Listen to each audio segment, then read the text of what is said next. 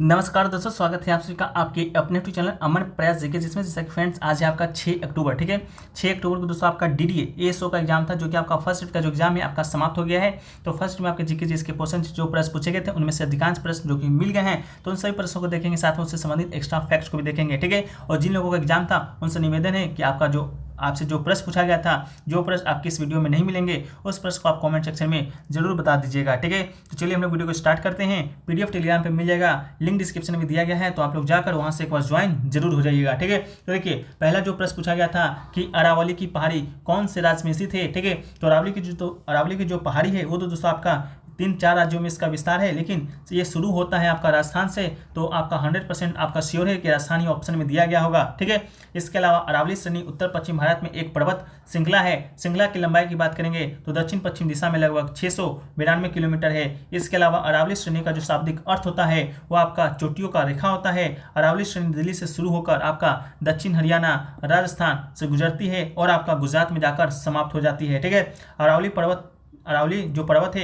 उसकी सबसे ऊंची चोटी की बात करेंगे तो सबसे जो ऊंची चोटी है वो दोस्तों आपका माउंट आबू में स्थित है, जो कि आपका 1722 मीटर या फीट में कहें तो 5650 फीट पर गुरु शिखर है। ठीक है, तो इसको राइट आंसर आपका क्या हो जाएगा, गुरु शिखर हो जाएगा। ये भी न जाने कितने बार आपसे पूछा जा चुका है।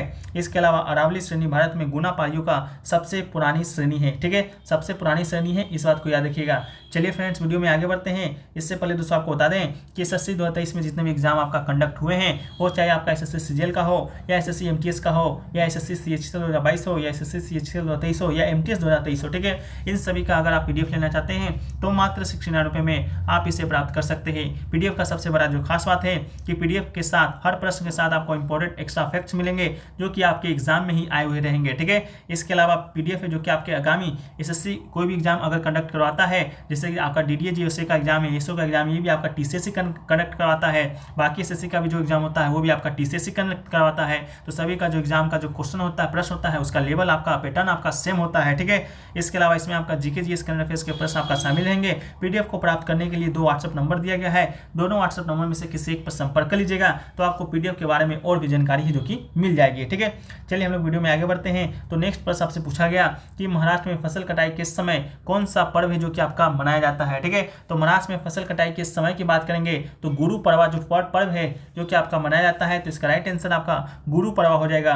गुरु पर्व महाराष्ट्र में एक प्रमुख आयोजन है जो एक समृद्ध नए साल की शुरुआत का जश्न मनाता है। गुड़ी पर्व को फसल उत्सव के रूप में भी जाना जाता है, क्योंकि यह रवि कृषि मौसम के अंतर्गत का प्रतीक है। ठीक है, अपने घरों के प्रवेश द्वार पर वो रंगोली की डिजाइन बनाते हैं और उन्हें फूलों और घरों पर बुनाई गुड़िया से सजाते हैं। गुड़ी यानी कि बांस का गुड़ी से संबंधित है, आम और नीम के पत्तों से बनाया जाता है और प्रवेश द्वार पर लटका दिया जाता है। ठीक है, तो गुड़ी पर्व आपका कहाँ मनाया जाता है, तो आपका महाराष्ट्र मनाया जाता है। इसके अलावा फसल कटाई उत्सव की बात करेंगे तो बिहू भी आपका फसल कटाई उत्सव ही है, जो कि कहाँ मनाया जाएगा, तो दोस्तों आपका असम में मनाया जाएगा। माघ साजी भी आपका फसल कटाई उत्सव है, जो कि आपका हिमाचल प्रदेश में मनाया जाएगा। पोंगल भी आपका फसल कटाई उत्सव है, जो कि आपका तमिलनाडु में मनाया जाएगा। ठीक है, उगादी आपका नववर्ष त्यौहार है, जो कि कल का जो एग्जाम हुआ था आपका, शायद कल सीपीओ का एग्जाम था, उसमें पूछा गया था, तो दोस्तों आपका कर्नाटक में मनाया जाता है। ठीक है, इससे आपको करके रिलेट करके याद रखना है।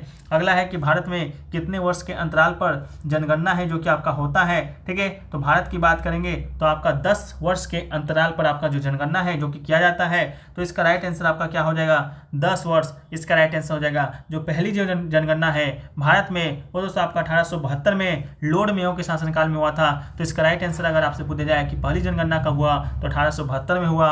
किसके शासनकाल में हुआ, तो लॉर्ड मेयो के काल में हुआ। लेकिन अगर आपसे पूछा जाए भारत में पहली आधिकारिक जनगणना कब हुआ, तो आधिकारिक जनगणना आपका 1881 में हुआ। किसके शासनकाल में हुआ, तो लॉर्ड रिपन के शासनकाल में हुआ। इसे पहली समकालिक जनगणना भी कहा जाता है, तो इसको भी याद रखिएगा।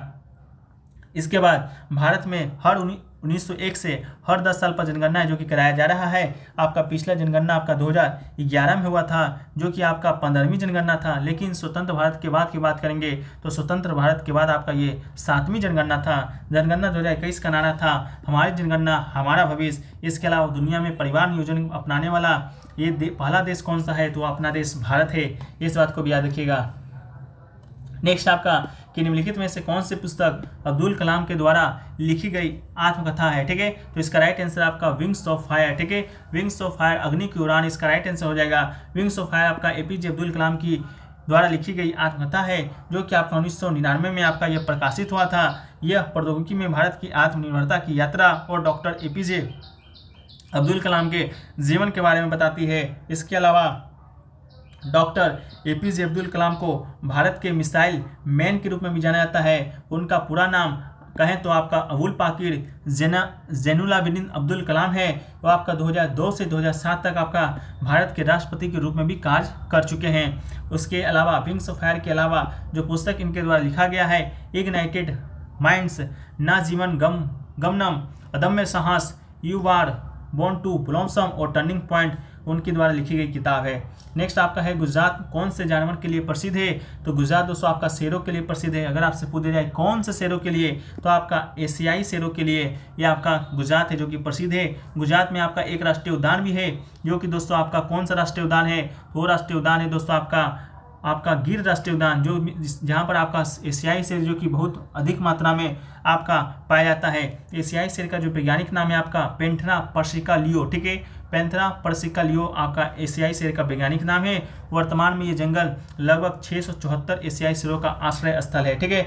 इसके अलावा अगर आपसे पूछा जाए कि एक सिंग वाला गेंडा आपका कहाँ पाया जाता है? एक सिंग वाला गेंडा तो ये दोस्तों आपका असम में पाया जाता है। असम एक राष्ट्रीय उद्यान है आपका काजीरंगा राष्ट्रीय उद्यान, वहाँ पर आपका एक सिंग वाला गेंडा है जो कि आपका पाया जाता है। नेक्स्ट क्वेश्चन पूछा गया कि दक्षिण भारत में कौन सा राज्य व्यापार के लिए इंट्री गेट माना जाता है? ठीक है, इंट्री गेट माना जाता है। तो इसका राइट आंसर आपका क्या हो जाएगा? और तमिलनाडु हो जाएगा, जो कि आपका ऑप्शन में दिया गया था। तमिलनाडु भारतीय प्रायद्वीप के सबसे दक्षिण भाग में स्थित है।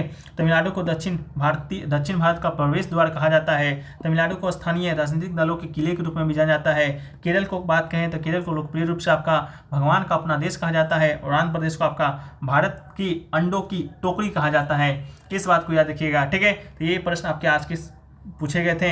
इसके अलावा कर्नाटक की बात करेंगे तो कर्नाटक को दोस्तों आपका बेंगलुरु को लोकप्रिय रूप से भारत का इलेक्ट्रॉनिक शहर कहा जाता है, ठीक है। तो कर्नाटक को कौन सा शहर कहा जाता है?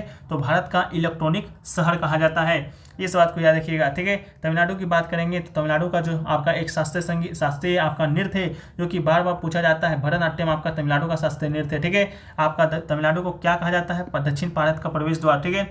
दक्षिण भारत में जो भी आपके प्रवेश होंगे वो दोस्तों आपका तमिलनाडु से ही आपका होगा, ठीक है।